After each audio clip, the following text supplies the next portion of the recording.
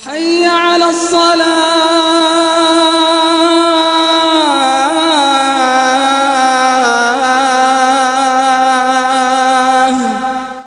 Kemudian kata penulis rahimahullah, qira'atuhu ayatin ba'da al-Fatihati fil akhiratain.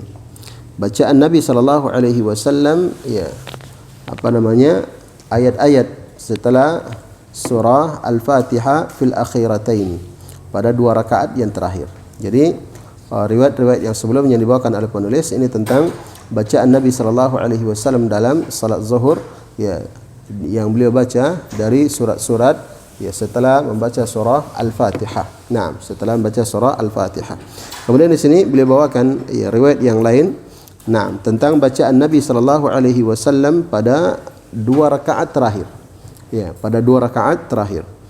Kata beliau rahimahullah, wa kana yaj'alu ar-rak'atain al-akhiratain aktsara min al-ulayain qadra nisf. Qadra 15 ayat.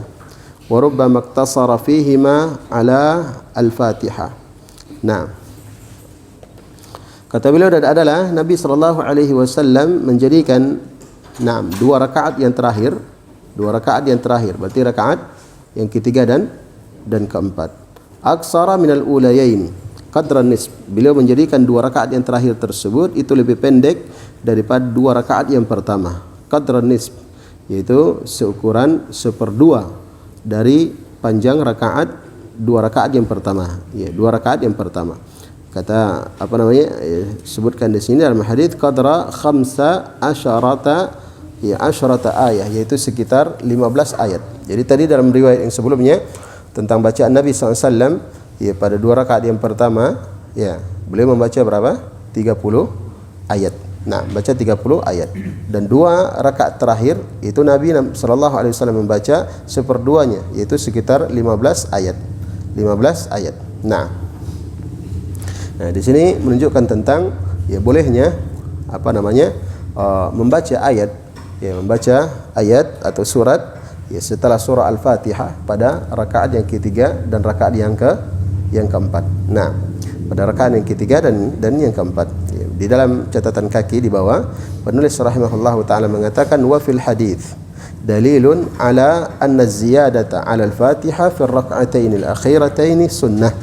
Kata beliau, di dalam hadis ini terdapat dalil bahwasanya tambahan atas surah Al-Fatihah, maksudnya tambahan bacaan di atas surah Al-Fatihah atau setelah surah Al-Fatihah fi ar-rak'atain al-akhiratain, pada dua rakaat yang terakhir, hukumnya adalah sunnah. Hukumnya adalah sunnah. Kenapa? Karena Nabi sallallahu alaihi wasallam melakukan hal tersebut. Beliau membaca ayat atau surat setelah surah Al-Fatihah pada dua rakaat yang terakhir, ketiga dan yang keempat. Kata beliau, wa alaihi jam'un minas sahabah. Dan yang berpendapat seperti ini adalah sekelompok dari sahabat-sahabat Nabi sallallahu alaihi wasallam. Minhum, di antara mereka adalah Abu Bakar As-Siddiq radhiyallahu anhu. Abu Bakar As-Siddiq radhiyallahu anhu. Beliau menganggap sunnah untuk membaca ayat setelah surah Al-Fatihah pada rakaat yang ketiga dan yang keempat. Wa huwa qaulul Imam Syafi'i. Dan ini juga adalah pendapat Imam Asy-Syafi'i. Sawa'un kana dzalika fi adh-dhuhri aw ghairiha. Apakah itu di dalam salat zuhur atau di dalam salat yang lainnya. Apakah itu dalam salat zuhur atau dalam salat yang lainnya. Salat yang lainnya seperti salat asar, atau seperti salat isya pada rakaat yang ketiga dan keempatnya, atau pada salat maghrib itu pada rakaat yang ketiga.